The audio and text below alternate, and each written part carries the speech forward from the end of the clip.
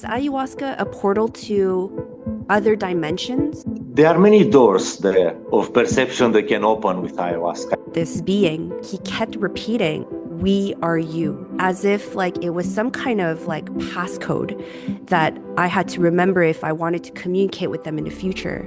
You realize that this is something bigger than me, more intelligent than my limited physical mind. The physical mind is not designed to understand the cosmos. There is a divine, like superior level of intelligence, but it's not a magic pill, is it? Ultimately, you need to break those patterns. You need to solidify the new beliefs. Why do you think ayahuasca are becoming popular right now? I think it's a sort of emergency. We need those tools to make this quantum leap in consciousness, in awareness. Beautiful dreams require beautiful sacrifices. We can look at ayahuasca as the red pill from the Matrix. Are you ready to take the red pill? Find out who you are.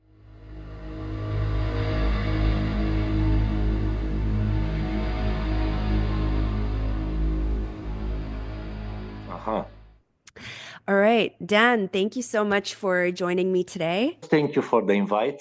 It's a pleasure to have this discussion with you. Absolutely. I am so grateful that you're able to do this with me. So I want to start with a very short introduction of who you are. So you are the founder of Shamanica Institute. Yes. And you are a facilitator for these plant medicine ceremonies, and you have around 10 years of experience in this industry, if we can call it that. So ayahuasca and plant medicine, I feel like this is a topic and it's something that is really growing right now. It's almost becoming, I don't want to say mainstream, but if you mention ayahuasca, almost everybody knows what it is, right? Yeah, ayahuasca is pretty trendy these days. But in this plant work medicine environment, there are also other plants that the shamans are using and working with. But yeah, ayahuasca is the most popular these days. So I know that there are several different types of plant medicine. I know that there's ayahuasca, and Changa is basically ayahuasca in a smokable way, which I did not know until I met you. Yeah, this is pretty new. Yeah, Changa is pretty new compared with the shamanic tradition of ayahuasca, which has hundreds of years at least. And yeah, it's a smokable form of ayahuasca. It's the same compound that is used to prepare the brew. And this is pretty good to integrate the work that someone did with ayahuasca. So let's say you have a few ceremonies with ayahuasca, and it's a process that needs a bit of closure, a bit of completion, maybe was not done. And it's good after a few weeks or a few months. Changa is very good for this to complete a certain process, maybe with some sort of insights or with some sort of energetic work. And it's also very good for some people that are new and never had ayahuasca to give them a glimpse of what can happen there. So what's the difference in the effects? Like a tea versus like smoking it? Is it in terms of length or is it in terms of intensity or both? What is the difference that you get from using both of these ways? In terms of length, of course, it's shorter. The effect of smoking are around half an hour, between half an hour and 1 hour. I'll say 45 minutes would be the average. The whole, let's say, process, the whole structure of the journey is different. So usually with ayahuasca is this bottom to top approach. You go slowly, layer by layer, step by step, as far as you can go deep inside. With Changa, it usually starts with a breakthrough. most of the time. So you go to that destination point, if you can call it this way. It's more like top to bottom approach. And from there on the coming back, you have the chance to be in some ayahuasca space and have a bit of content there and get some insights, get some energetic work and so on. Hmm. So Changa could be useful to use before or after the actual, real ceremony, I guess, with the Yeah, tea. It could give you a good idea of what you're in for. yeah, yeah. Interesting. Okay. Um, and then there is also San Pedro, which is also known as Huachuma. Yes. And I hear, correct me if I'm wrong, but I also hear that Huachuma, the San Pedro plant, is it's a cactus, but it's like almost the opposite of ayahuasca. Mhm. Ayahuasca is something that goes deeper into the darkness, whereas San Pedro is more of a light. And I heard a lot of people say that it's their favorite plant medicine. I don't know Mhm. why, because I haven't done it, but I'm dying to try. You can say that in general, but it's a bit more complex than that. So both of these plant medicines, they cover the whole spectrum. So ayahuasca has the tendency to make the unconscious conscious as much as you can have access to it. Jung had this famous saying, unless we make the unconscious conscious, it will rule our life and we will call it fate. Hmm. So that's usually the process with ayahuasca. Makes the subconscious, unconscious content, brings it up in the consciousness so you can look at it and you can integrate it. The two can merge eventually. And but it can also can bring you in those spaces of unity consciousness, dissolution of the ego all the way. Mm. San Pedro, you can say in general that has this, it's a heart opening medicine. It will show you the results of the work that you do with ayahuasca. They complement each other. I won't say Mm. that they are opposite, but they complement each other. Yin and Uh, yang. Yin and Yang, yes. Some call it some call ayahuasca like a more feminine energy, tough love Hmm. to bring you in the darkness, in the unknown, and San Pedro more masculine energy.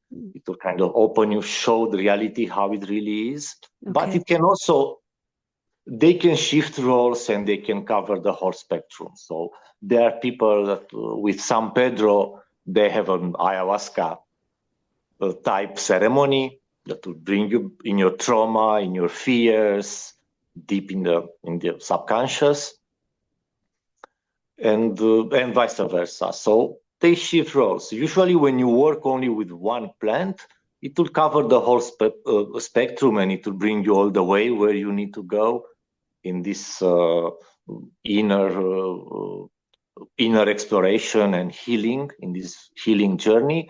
Hmm. If you combine them, they kind of have a checkpoint. So they, let's say San Pedro knows the work that you did with ayahuasca and will continue what's needed there to complement the work Mm. with ayahuasca. Beautiful. It's like a full circle. Like a full circle. Usually ayahuasca is like a surgery, really brings you, it really points to a certain event, to a certain trauma, to a certain aspect of the psyche that you need to look at to bring you deep into your shadow, to acknowledge it and see how you can transform it. San Pedro has the tendency to rise your frequency, your vibration as much as possible. Mm. And just by being in that frequency, just by being in that state, it's healing in itself. Right. They are both uncomfortable in their own way. Ayahuasca, as you probably notice in your ceremony, can be pretty scary and unpredictable. And yeah, you're facing the unknown, so you never know what you'll need to face there.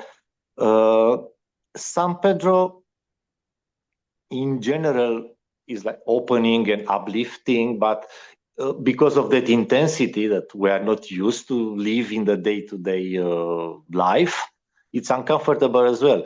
Too much light, it's as uncomfortable as too much darkness. They are two extremes. Mm, that And makes usually total ayahuasca sense. is called a purga because a lot of the time certain energies need to be released, certain beliefs, we have to let go of them, certain aspects of ourselves that don't serve us anymore need to go. So it's this process of purging, of releasing. This can happen with San Pedro as well. For everything, for each part of our psyche to be able uh, to be in that high frequency state, whatever is heavy, whatever is blocked, whatever doesn't belong there, again, needs to be released and needs to go. Mm. I know that it's a common theme to purge during ayahuasca. Like you said, Yeah. it's called purga for a reason. But do you also purge in the same way with San Pedro, or is that done differently? Is there a purging going It on can even? happen. It can happen. Like 1 in 10, let's say, Okay, it interesting. can happen on San Pedro. Yeah. Okay. Well, you touched on so many points there, so many important points, because like we spoke yesterday in your integration circle, I shared that during my ayahuasca ceremony, the first night was absolute hell. And I mean that quite literally. I was shown my version of hell. And Hmm. there's Yeah, that's a no good point. Your version of hell. Yeah, that's a my good point. version of hell, Good and highlight. there's Yeah. no other way to say this other Mhm. than it was terrifying. And I think, you'll watch videos and you'll hear about other people's experiences, and you're like, oh, I could handle it. I'm ready for it. But I don't think you're mentally able to understand what true readiness is, because I think readiness is the willingness to surrender, Mhm. which I did not have. I did not have the guts to surrender to go that deep, because it is 1,000 times worse than what you think it's going to be, because you're feeling everything, but I can't even, words are not enough to experience it, to describe an experience like that. And the fear that I had, the reason why I wasn't able to surrender to that level of darkness was I genuinely had a fear of not being able to come back from that. I guess in a way I was scared of dying. What if I go there Yeah. and I don't come back Never out? come back. But Yeah, this everybody is will a com- say, yeah, this is a common fear.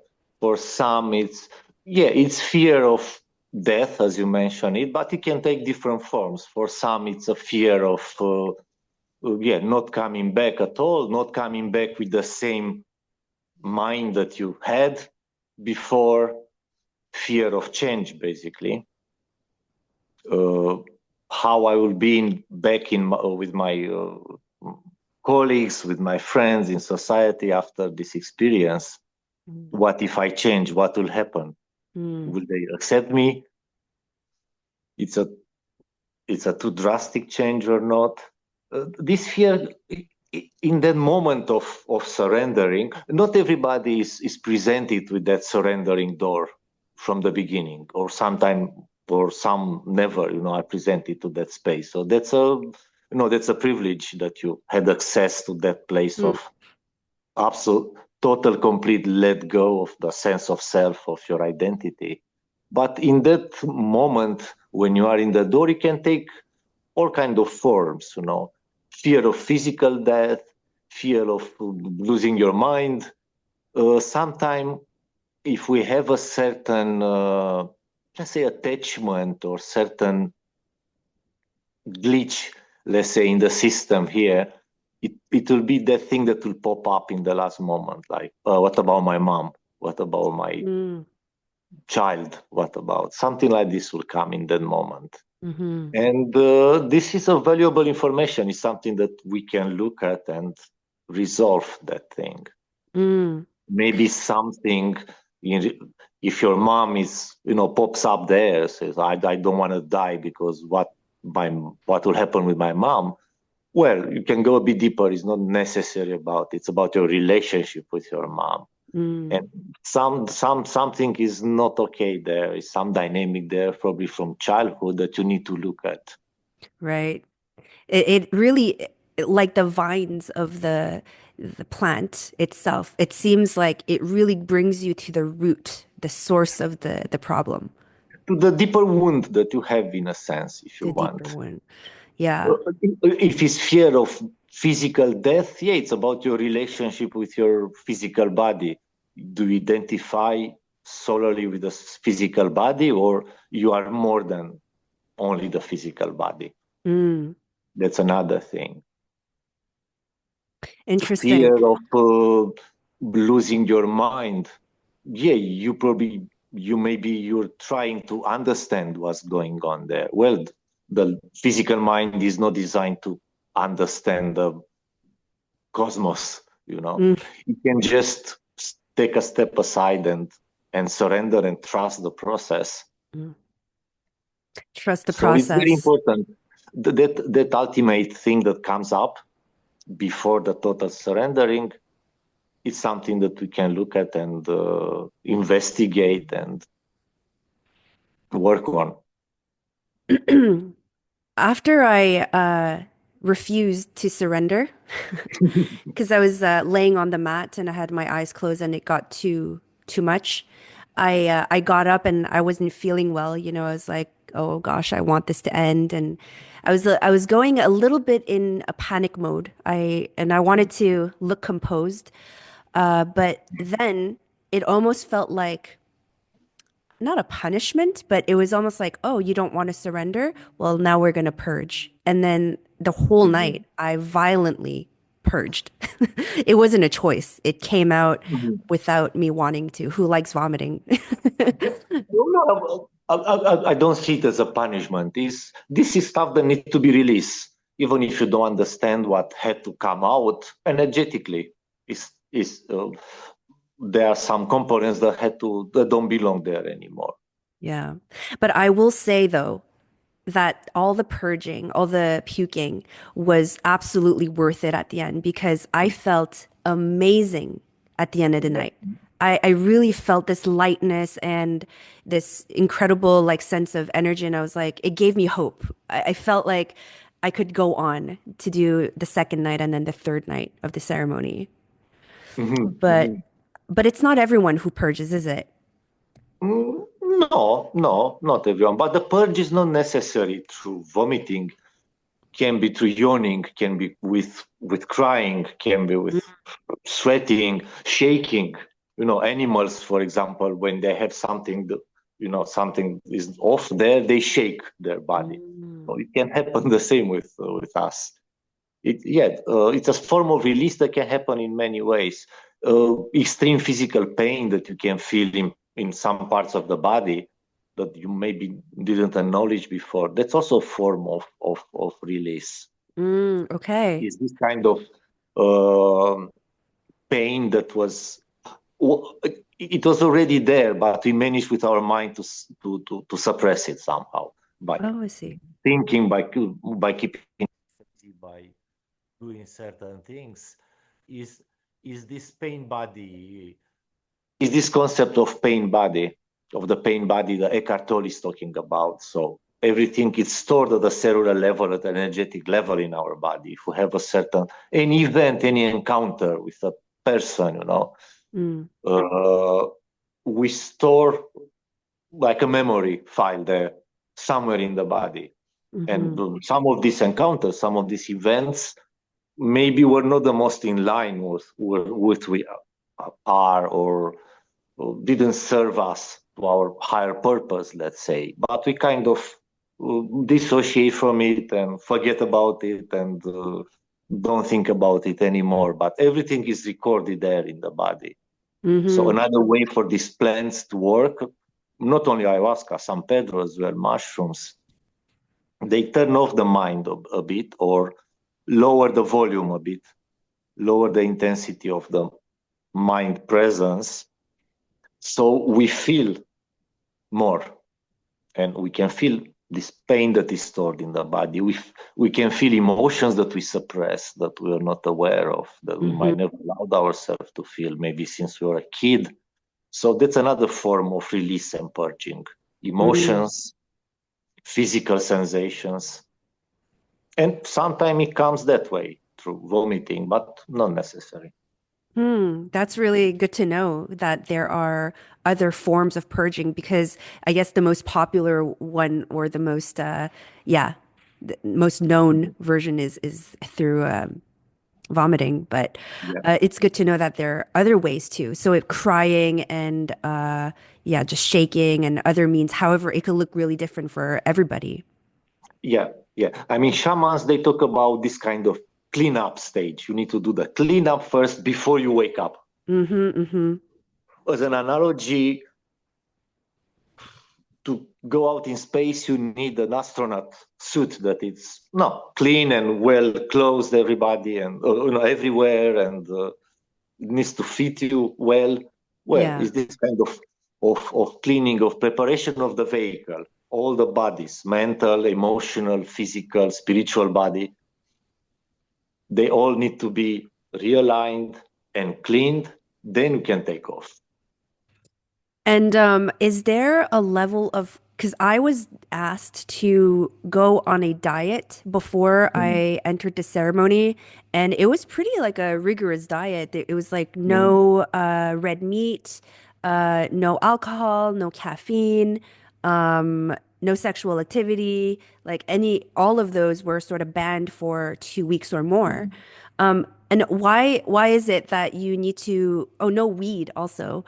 Why is it Mm. that you need to stop all of these intakes in order? Is it to have like a better experience? Is it to cleanse yourself as much as you can?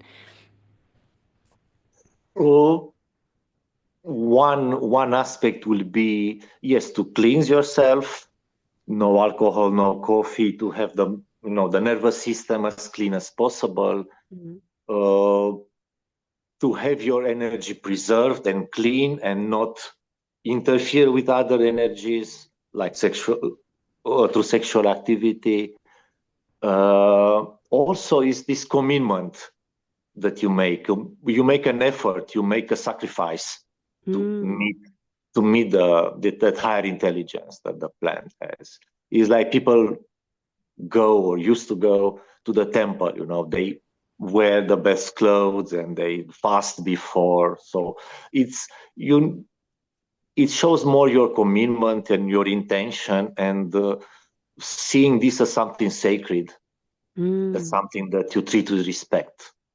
This is like the bigger picture, but also it has a physiological component, yes, to be as clean as possible, as an energetic component, to preserve your energy and to be clear in your intention and why you are there. That makes sense. And it's almost like also like you're making space for this medicine to come through. It's like almost like a release so that something new could enter your body. Exactly. Yeah.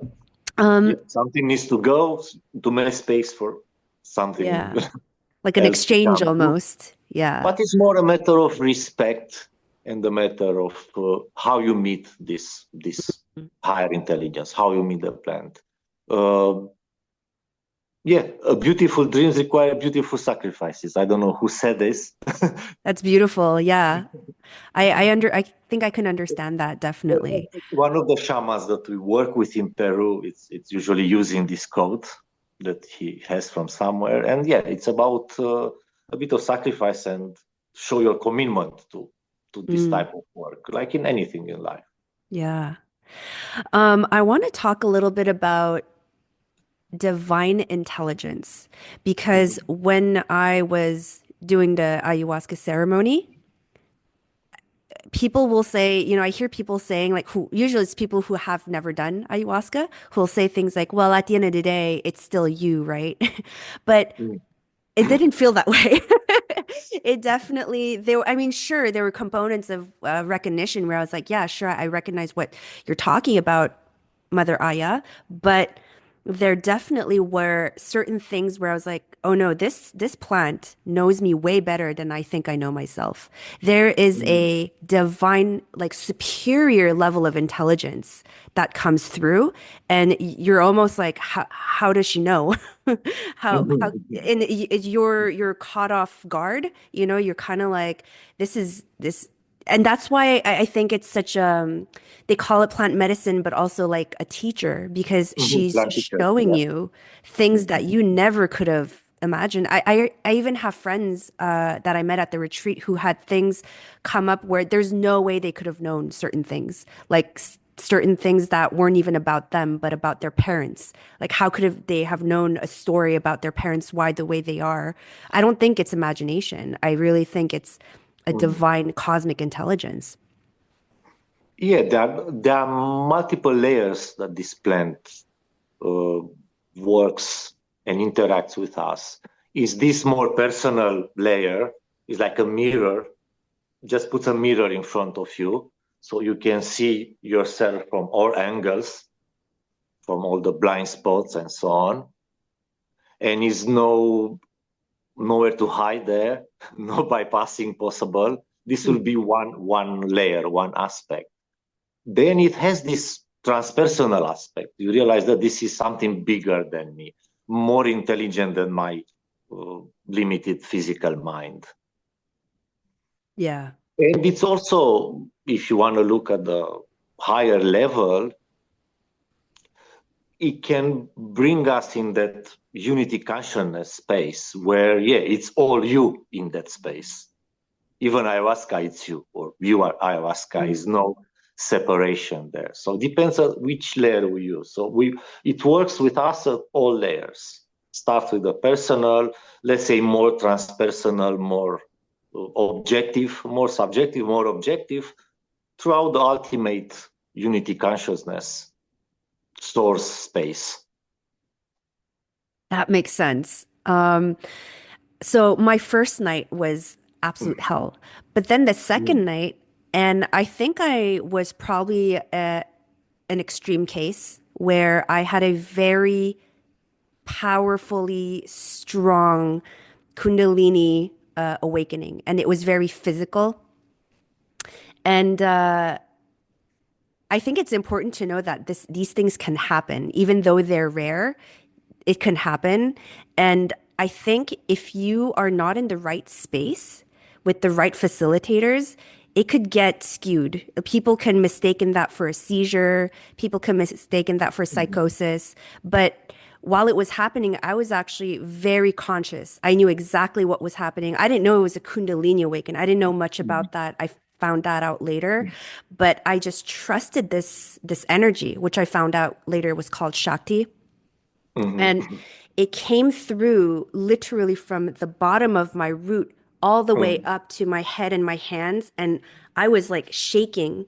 And I was doing like these mudras, and my hands, my fingers got contorted like this. And so when you're seeing that from the exterior, it's scary.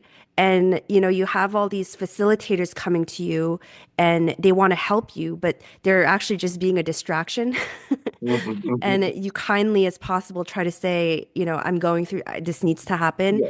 but they think you might be going crazy. So, you know, Mhm. there is like this level of sort of experience that I find that needs to be in these and wisdom in these retreat centers, because if they haven't seen and they haven't had the experience of certain extreme cases, because it is a extremely potent and powerful substance that you're taking. I think it's not to be underestimated.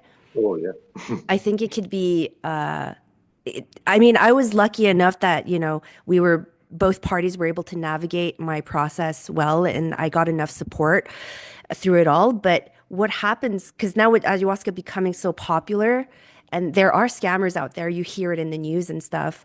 How do you know? How do you choose the right retreat center so that you're in a safe space? Because you need that safety net, that Yeah, support, the exactly. right kind of support. Of course. Yeah. Yeah. First, to talk a bit about your experience. Yeah, that can happen again. I would say one in 10, maybe even. less. 1 in 15, let's say, people can have this kind of Kundalini awakening or opening. Might not remain there permanent, but you can have that for a few hours or for a few days or for a few months. It can happen. And this is a gift. I mean, there are yogis that are preparing for this for 20 years and they don't get it, because it's something like when you want something, of course you don't get it. So it's better sometimes to take you by surprise. So it means that all bodies are aligned for this energy to flow to you, through your body, mental, emotional, spiritual too, and physical needs. They need to be pretty aligned. Uh, Most people, they have let's say, a mental opening around those centers. Some can have a heart opening. To have a full-on all 7 centers or more opening, it needs to all the bodies to be pretty aligned. So this is a gift. That's something to be grateful for. It's intense, but it doesn't it doesn't happen with ayahuasca or any of these plants if you are not able to sustain it, to go through it. It's a safety mechanism there of the psyche of all these bodies that they have. So it opens this energy to flow through you because it's possible. It's the same with the mind. You might have in one of those intense experiences, this is too much for my mind to handle. No, it's exactly what you can handle. You might feel that it's too much, but if it's there, it means that you can handle it. Mm. And Beautiful. for this kind of experiences, the integration is the main thing. How you are able to integrate that experience from all possible angles in your life. Mm. And so to choose like a safe retreat for people, To choose the center, from my experiences, the best is through word of mouth and through people that you met, and they can refer talk you. about that center and about this kind of direct recommendation. It Mm. will be the best. Just by checking the website can be misleading sometimes. Mm. Or the So like best, true testimonials. yeah, for this type of work, I think direct connection and people that you know that can Mm. recommend will be the best. That's a very good advice. Yeah. And you have Uh, a sense of what people go there, and you see the results, you see the change that happened in their life and how they integrated it. And if it's something that inspires you, then that's the place for you. mm. Um, I do want to talk about other side effects that can happen with ayahuasca during Mhm. the ceremony. On the third night, there was, I don't know how to put this I haven't shared much about this experience because I find it unbelievable. It's a little too Mhm. out there, even for me who had these direct experiences. But there was a portal, like a literal circle that opened Mhm. that I saw visually. And there were about like, I don't know, 50 to 100 people, but they were these silhouettes, but they were far, but I could see them from close up. It doesn't really make sense, but that's the only way I could describe it. And they were all waving at me from down. Mhm. And I had no idea who they were, but they clearly recognized me. And I could sense their support and their encouragement and for something that I didn't know. I was almost like, hi, but I don't know who you are. But I could feel the love. I could feel the love and I could Mhm. feel their support.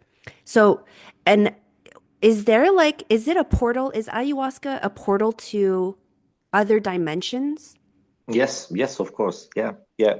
What you described, yeah, it happens too. It's not something so uncommon that you meet. You had the sense that you made this kind of soul group, soul tribe, Mm-hmm. and that you belong somehow, even if you forgot that. This is Mm, something that happens as well. There are many doors there of perception that can open with ayahuasca and with any of these plants, not only ayahuasca. And they are presented in different ways, as a door, as a as a round like portal that you have to go through. And each of these passage, it's a sort of takes a sort of surrendering again, some sort of a sense of who you are has to die. You have to surrender to something bigger than you through each of these portals. Sometimes they are sort of guardians of those portals, and some of them, they can look scary. They can look, oh, I don't want to go in that direction. But if you just observe it and don't react in any way, they usually change the shape. They take that scary shape as a test, in a sense. For you, are you ready to go through this? Are you ready to face some sort of fear and projections and mental projections and beliefs? They think, you can call them guardians of those doors. That can happen also.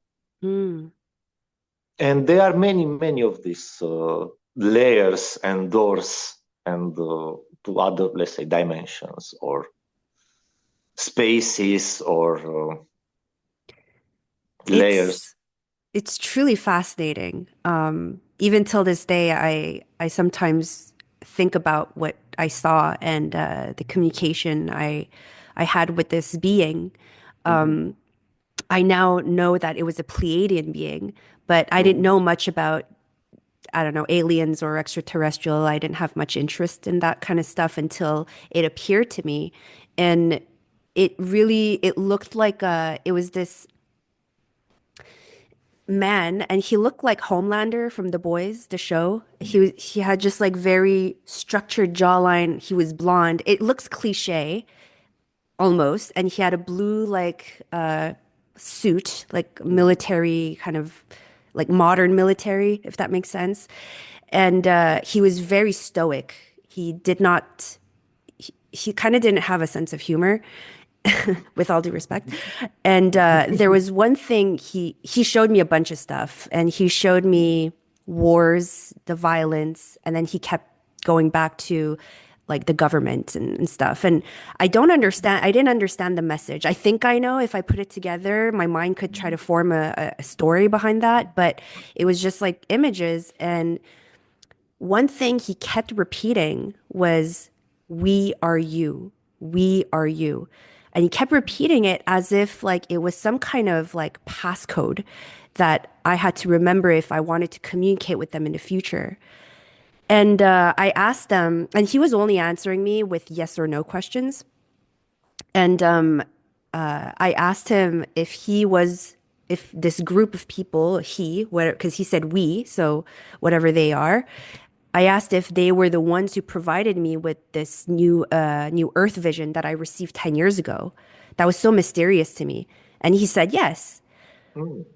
But what is it that makes people be able to communicate like that through this portal?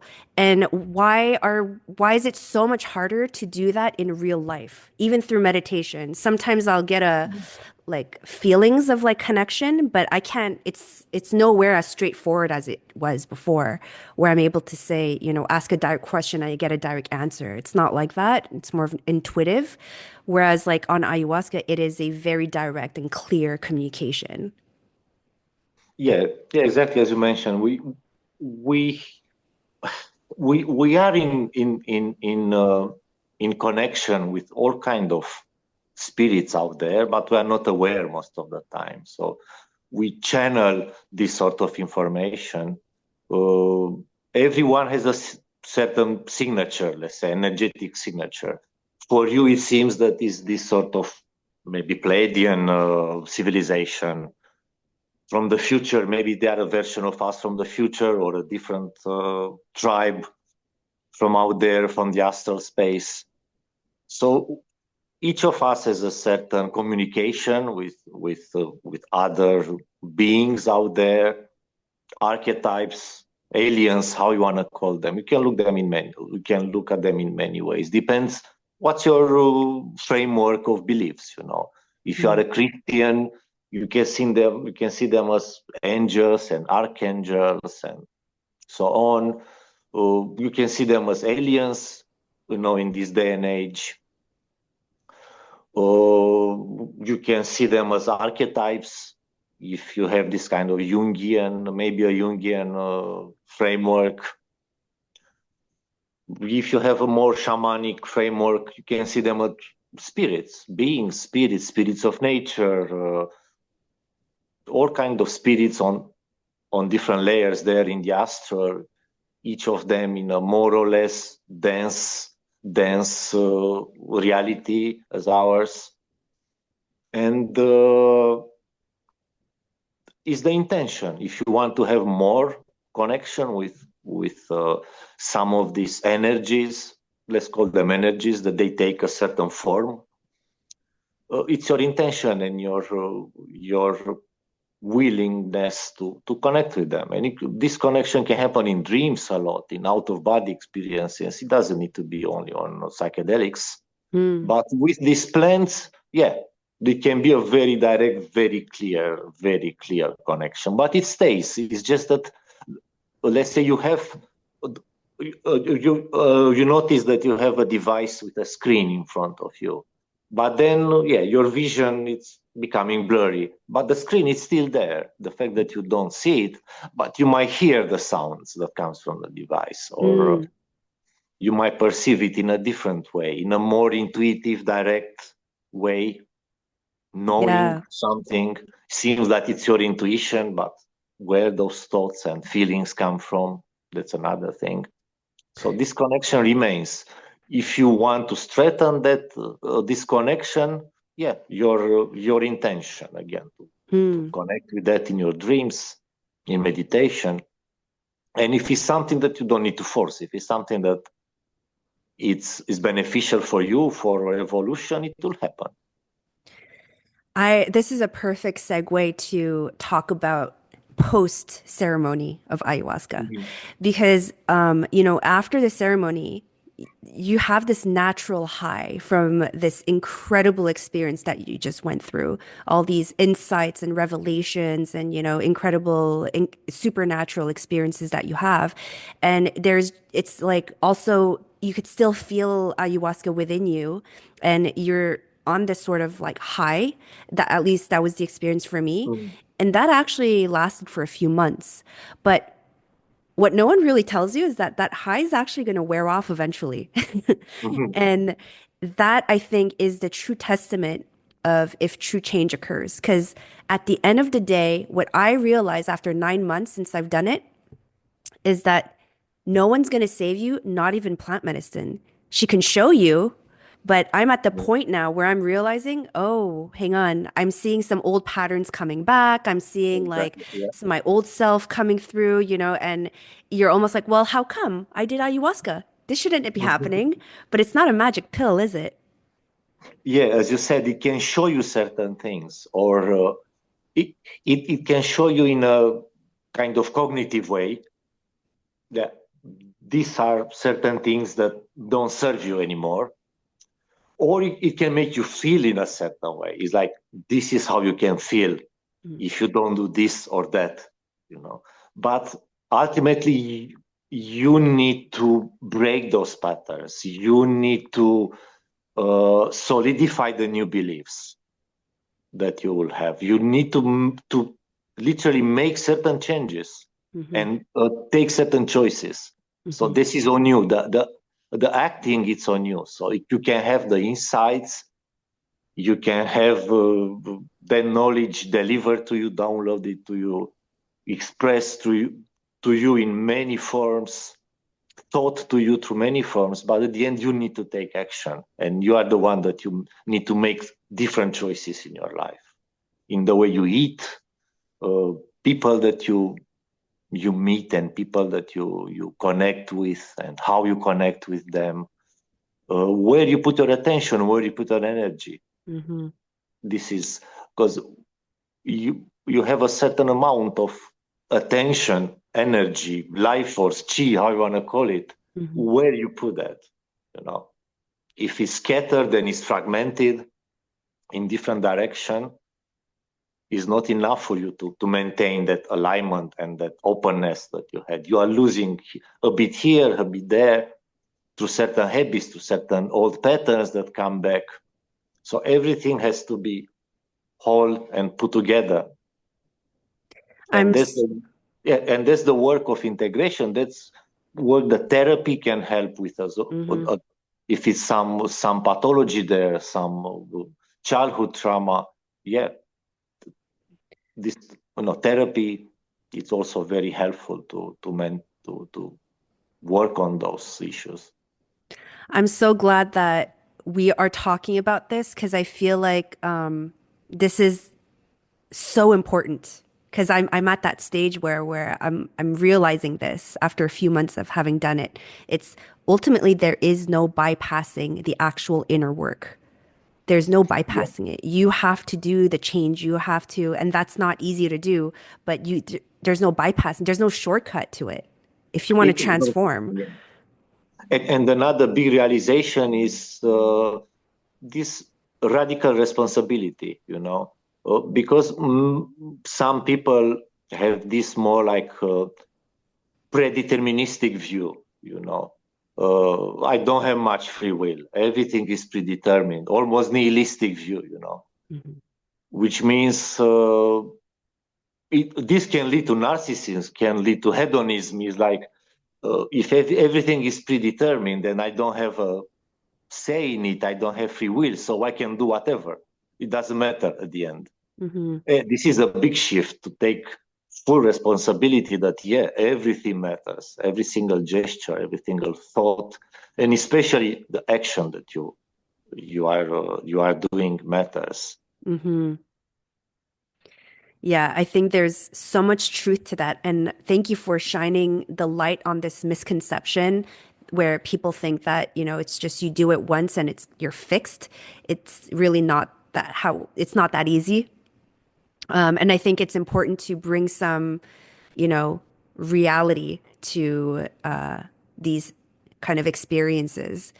I'm just trying to, inform people about the realistic side of things because on YouTube you could hear as many as stories as you want on how ayahuasca changed their life, Mm. but very few will talk about the actual Work, internal yeah, work that takes yeah, place.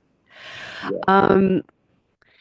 I want to ask you a question that might be a little far-fetched, but you let me know. But can plant medicine lead to a spiritual awakening where they are feeling the unity, the consciousness of non-dual perspective? I guess there is no perspective in non-duality, but is it possible for someone to have an awakening or even have a glimpse of what enlightenment could be? Yes, yeah, yeah, it's very possible, yeah, Mm, yeah. But there are certain prerequisites to this, The self needs to be pretty integrated, before this awakening to happen. mm, In shamanic terms, they talk about this soul loss, again, as a result of trauma, as a result of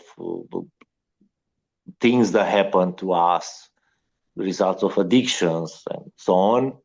We are losing parts of ourselves. So they are dissociated and they are pushed in the unconscious.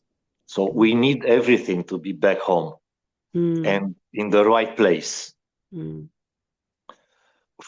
to have enough energy to go to this second tier of awakening. So the self integration is the first tier, the first stage, and then is the self realization, is the awakening. mm, We can have peak experiences. People can have peak experiences when they smoke Changa, let's say, mm, and they can have this kind of unity, consciousness experience where the sense of your identity is dissolved and is no observer nor observed anymore, just oneness. But it's a peak experience. You come back to where you were before, of course with a different perspective, maybe with an energetic shift there that it's hard to understand at that time. It can make a shift, but not necessary. Mm. Not necessarily. It can just remain a peak experience, can give you an idea of who you are or how you could be or where you come from or where you go. But not necessarily will make a big change in yourself, in the way you go through life. Mm.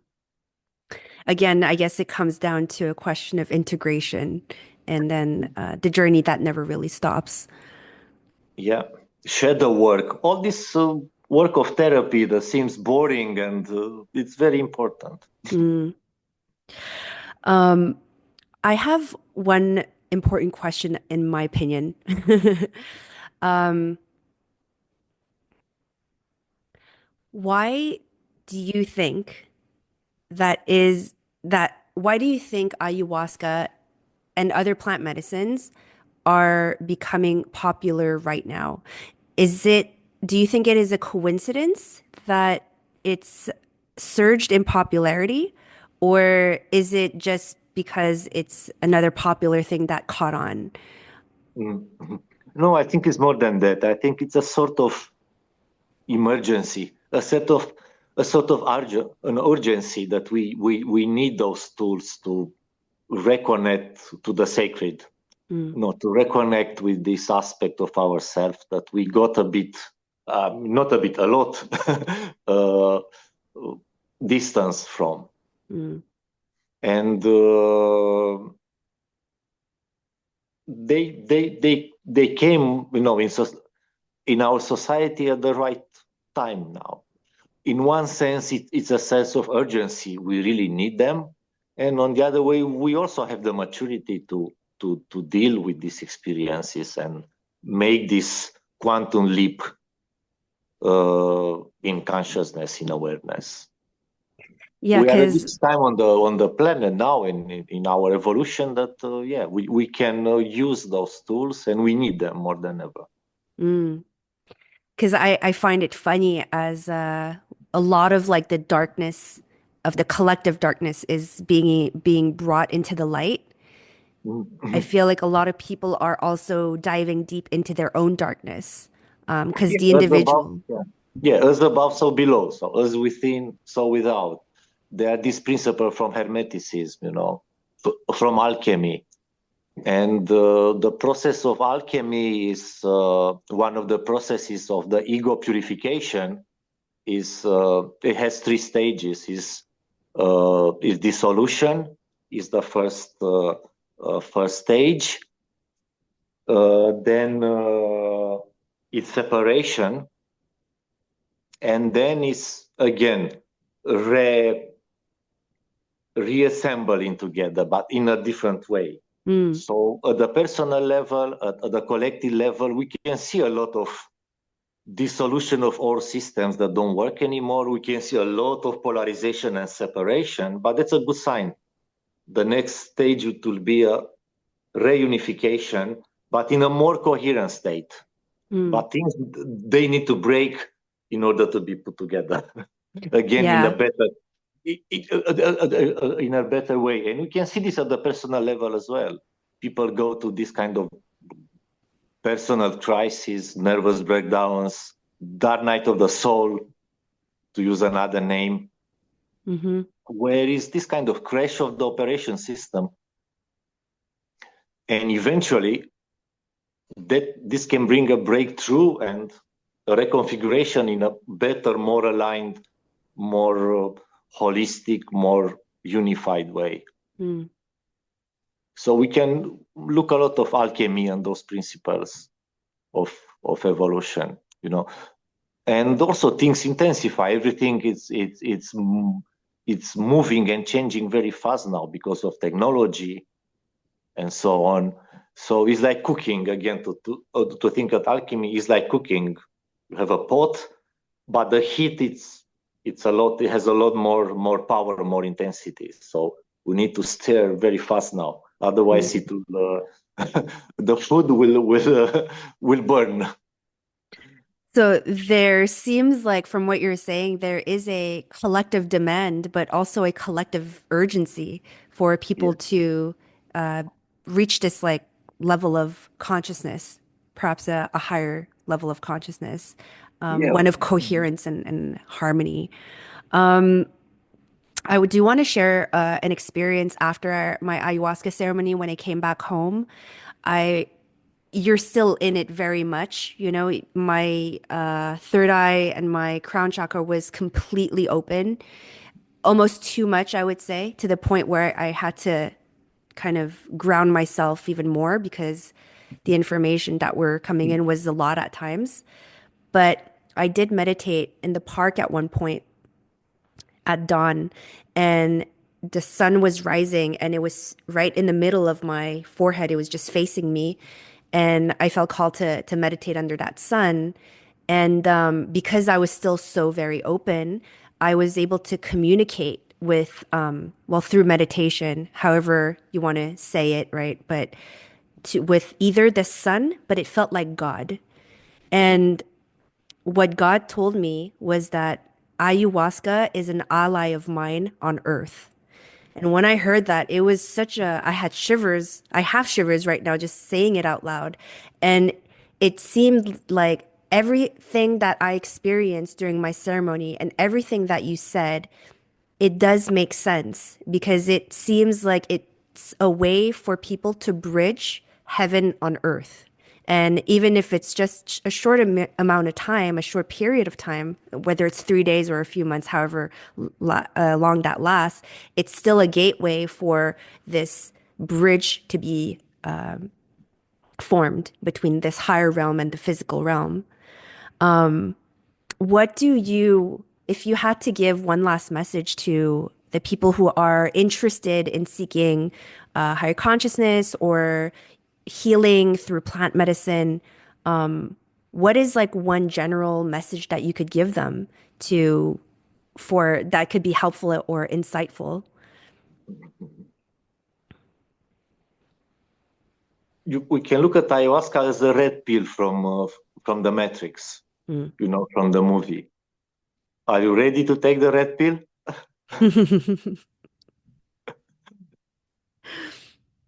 And it's a time when we are presented with this choice. We have this opportunity to take the red pill or to take the blue pill. But yeah, we cannot combine them. Once the red pill is taken, we cannot take half of the red pill and half of the blue pill. It has to be a radical decision and commitment to find out who you are and Hmm. wake up from the dream. And it's a journey, and it's a difficult journey, and it's a beautiful journey in the same time. Yeah. But it requires all our commitment and attention, and yeah, there is no bypassing, is no way to hide the rubbish under a cosmic carpet. Everything needs to come on the surface, look at, healed, integrating, adjusted. I think everything that you just said resonated deeply, especially with the red pill matrix. That makes total sense, and there really is no going back once you've been introduced to the truth, whether it's your own truth or a deeper truth, whether it's your true self. Whatever comes through, there's no going back from that. You can't go to sleep once you've awakened. And you know, I think one thing for me was that I can't imagine a life where I haven't done ayahuasca at this point. There's no regret. It's not even regret. It's more than gratitude. It's just it is a permanent change in perspective and a deeper understanding of who you are and what you can do about it now that you know about it. Yeah, it's a great opportunity. It's a great tool. However, it is possible to regress in this spiritual journey. It's Hmm. not a one way necessary. We anytime. So again, it's free will. Again, unfortunately, we have free will. So we can always, yeah, go. in a different direction. It's again our free will and our and the choices that we made. Hmm. You It's know, like, it's not a guaranteed. No, it's like a professional athlete. You need to keep training, and you need to be focused on that mentally, and you need to eat well, and that has to be your main focus in life. You cannot just start eating pizza and hot dogs and drink beer all day. No, you lose your uh, form that you are in, you know. So it is continuously, you know, commitment and work. yeah. It's And not a one, you know, as you said, it's not a magic pill. It's not a one-time event, you know, as the mind and the ego would like to. If I do this, I'm done. I'm there. Mhm. No, there's another layer and another one, and it continues. The journey continues. Mm. And it's like driving a car at a higher and higher speed. So you start with driving a Hyundai on San Catherine with 20 kilometers per hour, and you are driving. Then you start driving a more higher and higher speed car towards a Formula One car. You need to be really present there, and all your focus need to be on what you are doing. You cannot go back, line back and grab a beer or check your phone. Mm. Is no room for mistake there, for wrong moves. Mm. It's not that now you are in the Formula One car, now you can chill. No. It requires your attention, and Mm. That's beautiful. And thank you for your honesty and your authenticity and your just a realistic side of everything. And that it's a whole, it's not just a one thing and done all. It's an integration, it's a purification, it's a dissolution, a coagulation. I want to thank you, Dan, so much. This has been a insightful interview, a talk with you. You are a genuine light being, and I believe that I could feel it that you are serving your purpose by doing the work that you do. So I want to thank you for that, and also for this wonderful talk. And I know I'm going to see you soon because yeah, because we met in the integration circle that you yeah. lead, and there's so much wisdom that can be learned from these integration circles. I'm going to, where can people find you if people are in Montreal or even just out of Canada? Where can people find you? How do they get in touch with you if they're interested for your services? And what services do you provide? Yeah, the easier way I think will be through Facebook, Shamanica Institute on Facebook. And from there, there will be links to my website and other way to contact me. So Shamanica Institute on Facebook. Um, what was the other question? What Ah, services do you the provide? services. Uh, so there are these meetups, these meetings every Thursday, sharing an integration circle where people that are new to this path of working with plant medicines and psychedelics are coming there to educate themselves, to ask questions, to get informed. Also, people like yourself who come back from a retreat or from an encounter with some of these plants, and they need to integrate a bit that experience, and talking about it in front of other people, and realizing that some other people went through the same journey as yourself is very helpful. And just having a space to bring out all these things that you are going through, to have this community is very important in all these shamanic traditions.